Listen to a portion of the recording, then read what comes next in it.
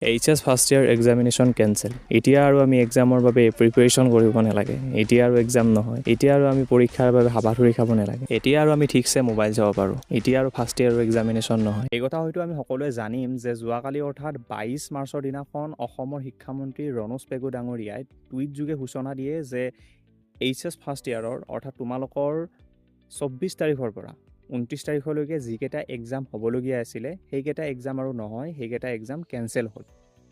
Assam state school education বোৰ্ডে এয়া স্পষ্টভাৱে তাত প্ৰকাশ কৰিছে যে মেথামেটিক্সৰ যি এক্সাম হ'বলগীয়া আছিলে 21 মাৰ্চত, তো মেথামেটিক্সৰ পেপাৰখন লিক হোৱাৰ বাবে বাকী যিকেইটা এক্সাম হ'বলগীয়া আছিলে সকলো ইনষ্টিটিউটৰ পৰা সেই পেপাৰসমূহ যি পেপাৰবোৰ চিল পেকেটত থাকে, তো সেই পেপাৰসমূহ উভতাই দিব কৈছিলে ইনষ্টিটিউটবোৰক। তাৰ পৰা প্ৰায় 15টা নে 18টা ইনষ্টিটিউটত পৰা যি পেকেট ঘূৰি আহিলে সেই চিল পেকেটবোৰ খোলা আছিলে। তো আছাম ষ্টেট স্কুল এডুকেশ্যন বোৰ্ডৰ ফালৰ পৰা ইনষ্ট্ৰাকশ্যন থাকে যে এইটো সময়তহে সেই পেপাৰৰ যি চিল পেকেট থাকে এইটো পেকেট খুলিব পাৰি। তো তাৰ আগতে তেখেতসকলে কেনেকৈ খুলিলে? তো আছাম ষ্টেট স্কুল এডুকেশ্যন বোৰ্ডৰ সেইটো প্ৰশ্ন যে এয়া ৰুল ইনষ্টিটিউটবিলাকে এয়া ৰুল ভুল কৰিছে, ৰুল ভাঙিছে, তো তাৰ বাবে এক্সামিনেশ্যন কেঞ্চেল কৰা হ'ল। তো এতিয়া কথা হ'ল যে এক্সাম হ'বনে নহয়।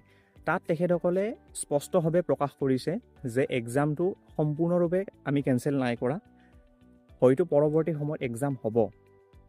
তো বহুতো ছাত্ৰ ছাত্ৰীৰ বৰ্তমান অৱস্থা কি হৈছে যে তেওঁলোকৰ মাজত এক হুলস্থুলৰ পৰিৱেশ হৈছে যে এতিয়া আমি কি কৰোঁ, পঢ়িম নে নপঢ়িম, ইমান যে পঢ়িছিলোঁ এতিয়া কি হ'ব, এডুকেশ্যনৰ পৰীক্ষা কি হ'ব বা লজিক ফিলচফিৰ পৰীক্ষা কি হ'ব। বৰ্তমান কথাটো হ'ল এইটো যে আমি এতিয়া পঢ়িম নে নপঢ়িম নে একেবাৰে এৰি দিওঁ নেকি, মানে কি এক্সাম নহ'ব নেকি।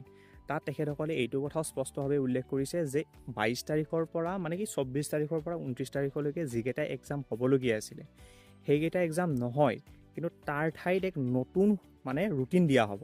এইকেইটা এক্সাম বেলেগ এখন ৰুটিনত প্ৰকাশ কৰা হ'ব যে কেতিয়াৰ পৰা সেই এক্সামকেইটা হ'ব। মানে সেই এক্সামকেইটা একেবাৰে নহ'ব বুলি বৰ্ডে কোৱা নাই। সেইকেইটা এক্সাম পুনৰ হ'ব পাৰে। তো তোমালোকে পঢ়াটো বন্ধ কৰি নিদিবা।